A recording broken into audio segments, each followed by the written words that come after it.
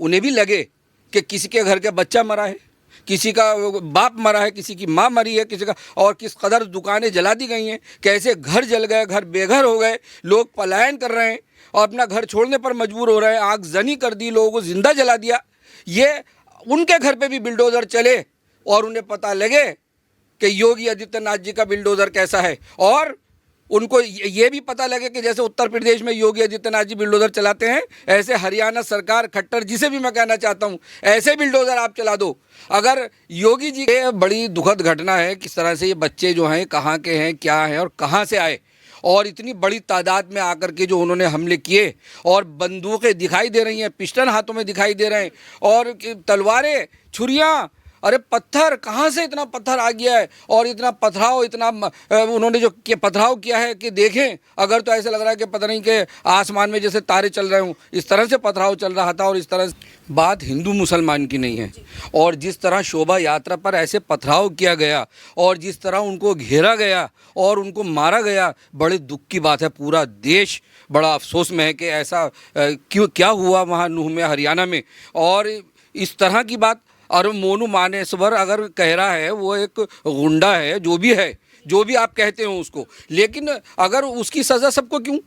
और बिट्टू बजरंगी जो गलत बात कर रहा है उससे बात करें, उसको करें, उसके खिलाफ कार्रवाई करें, कानूनी कार्रवाई करें, और मोनू मानेसवर के खिलाफ भी कार्रवाई करनी चाहिए। इस तरह से हमला करना, और किसने हमला किया, बड़े अफसोस की बात है कि किस तरह से बसों को रोका गया और हज़ारों गैस के सिलेंडर लगा दिए गए कि शोभा यात्रा आ रही है। और जब शोभा यात्रा में बैठे हुए लोग जो उसमें बैठे थे, सवार थे, कारों में थे, बसों में थे, और वो बसें और कारें सिलेंडर से टकराएं और आग लगे और मर जाएं, ऐसा काम, ऐसा कांड कराए, और ये शर्म नहीं आई कि छोटे छोटे बच्चे, हमारी महिलाएं, हमारी बहनें और बुज़ुर्ग, ऐसे लोगों के ऊपर जो पथराव किया गया, बड़े अफसोसनाक घटना है ये। और उसके अंदर जो बोतलें हैं, बोतलों में तेज़ाब भर भर के जो बोतलें मारी हैं और आगजनी करी है, ये बड़ी दुखद घटना है, और पूरा भारत देश शोक में है। बड़े अफसोस की बात है। और जिन उग्रवादियों ने और जिन दंगाइयों ने ये काम किया है,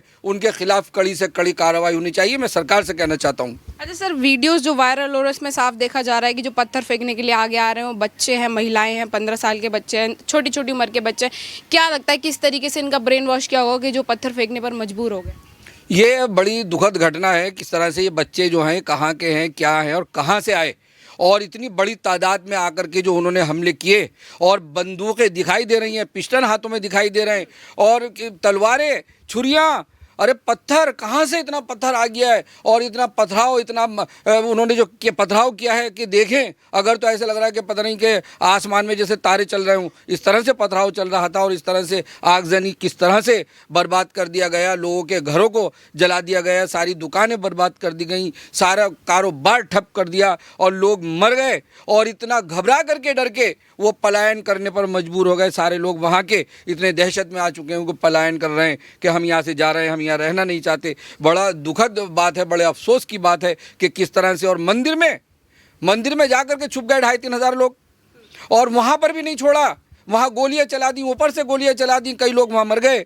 तो ये बड़े अफसोस की बात है। और 6 लोगों की जानें चली गई, और जिसमें एक मस्जिद के इमाम साहब भी गए, उनका भी दुख है कि किस तरह से लड़ाई झगड़ा और बेकसूर लोग मारे जा रहे हैं, और कौन लोग थे जिन्होंने आकर के ये हमला किया और इस तरह का झगड़ा किया। बड़ा दुखद ये घटना है, और मैं सरकार से भी कहना चाहता हूँ, और ख़ास तौर से मैं कोर्ट से भी अपील करना चाहता हूँ कि इनके खिलाफ कड़ी से कड़ी कार्रवाई होनी चाहिए और इनको जेलों में भर देना चाहिए। अच्छा सर, अगर बात करें हम झगड़े की, जो कुछ भी वहाँ हादसा हुआ है, कहा जा रहा है कि 2 समुदाय आपस में लड़े। क्या आप समुदाय को इस तरीके से देखें कि समुदाय आपस में लड़े, या बाहर के लोग आकर के उन्होंने इस तरीके से माहौल क्रिएट किया कि बाहर इस तरीके से बातें बने कि 2 समुदाय आपस में लड़े?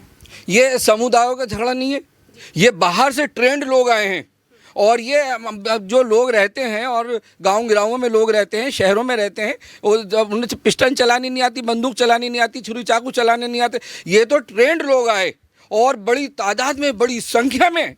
और जिस टाइम शोभा यात्रा निकल रही, और जैसा पथराव हुआ, जिस तरह से गोलियां बरसाईं, जिस तरह से उन्होंने लड़ाई झगड़े, आतंक शुरू कर दिया, आगजनी शुरू कर दी, और 150 गाड़ियां 150 गाड़ियों में आग लगा दी, 5-7 पुलिस वालों की गाड़ियों में आग लगा दी, पूरी पुलिस चौकी ध्वस्त कर दी जला करके, और 2 हमारे सुरक्षा कर्मी भी मारे गए और 4 लोग हमारे देश की जनता के लोग मारे गए। तो बड़ी दुखद ये घटना, और कितने सैकड़ों लोग घायल हो गए। तो ये बड़ा अफसोस की बात है, ये प्री प्लानिंग मामला है। और आप देखिएगा जिस टाइम जांच एजेंसियां बैठेंगी, और खट्टर जी ने कह दिया है जो वहाँ के मुख्यमंत्री हैं कि उनको बख्शा नहीं जाएगा, और अनिल विज जी जो गृह मंत्री हैं उन्होंने भी कह दिया है कि बख्शा नहीं जाएगा। उन्होंने फ़ौरन जैसे उन्होंने घटना सुनी, अनिल विज जी ने, गृह मंत्री जी ने 30 कंपनियाँ फ़ौरन वहाँ भेज दी और 2000 सुरक्षाकर्मी वहाँ लगा दिए गए, और 16 कंपनियाँ हरियाणा सरकार की खट्टर जी ने भेज दी और लगाया, और ये कह दिया कि ये सहेंगे नहीं। इसे हिंदू मुस्लिम की बात नहीं है, जो भी होगा, हिंदू हो या मुस्लिम हो, उसको बख्शा नहीं जाएगा। जिसने ये कांड किया, जिसने ये काम किया, उसको जेल में सड़ा दिया जाएगा। बड़ी ज़बरदस्त उसको सज़ा मिलने वाली है। पीड़ितों की ऐसी मांग है कि जिन भी लोगों ने इस हमले को जो बढ़ावा दिया है, उन लोगों को सीसीटीवी फुटेज के जरूर टारगेट करके जो है उनके घर पे बुलडोज़र चलना चाहिए। क्या आप भी बुलडोज़र की मांग करते हैं? देखिए, बिल्कुल चलना चाहिए। जिन्होंने ऐसा करा उन्हें भी लगे कि किसी के घर के बच्चा मरा है, किसी का बाप मरा है, किसी की माँ मरी है, किसी का, और किस कदर दुकानें जला दी गई हैं, कैसे घर जल गए, घर बेघर हो गए, लोग पलायन कर रहे हैं और अपना घर छोड़ने पर मजबूर हो रहे हैं, आगजनी कर दी, लोगों को जिंदा जला दिया। ये उनके घर पे भी बिल्डोज़र चले और उन्हें पता लगे कि योगी आदित्यनाथ जी का बिल्डोज़र कैसा है, और उनको ये भी पता लगे कि जैसे उत्तर प्रदेश में योगी आदित्यनाथ जी बिल्डोज़र चलाते हैं, ऐसे हरियाणा सरकार खट्टर जी से भी मैं कहना चाहता हूँ, ऐसे बिल्डोज़र आप चला दो। अगर योगी जी का तरह बिल्डोज़र चल जाए तो ये जो आतंकी लोग हैं, दंगाई लोग हैं, ये ऐसा काम नहीं करेंगे। उन दंगाइयों को ये पता चले कि घर जो छोड़ के जा रहे हैं, पलायन करके जा रहे हैं, वो कैसा घर अपना छोड़ना होता है, और अपने लोग मरते हैं, और जो घर बार ख़राब होते हैं, जलते हैं, उजड़ जाते हैं, और दुकानें जल गई हैं, कारोबार ख़राब हो गया है, उन्हें भी तो पता चले कि घर छोड़ने का मतलब क्या होता है। उनके घर पे भी बिल्डोज़र चलना चाहिए, यकीनन चलना चाहिए। सर, घटना के समय जो लोग वहाँ मौजूद थे वो इस तरीके से बताए, उनके इंटरव्यूज़ लिए, वीडियोस देखे, वो इस तरीके से बता रहे कि सब कुछ प्लानिंग के थ्रू लग रहा था, कि हम जैसे पाकिस्तान में हम आ गए हैं, जिस तरीके से घेराबंदी हुई, हमारे ऊपर हमला हुआ। तो क्या आप भी इस बात से एग्री हैं कि सब कुछ प्लानिंग के थ्रू हुआ? जिस तरीके से वहाँ पे हथियार पहले से मौजूद थे, पत्थर वहाँ पे पहले से मौजूद थे, तो प्लानिंग तो काफ़ी दिन से चल रही होगी।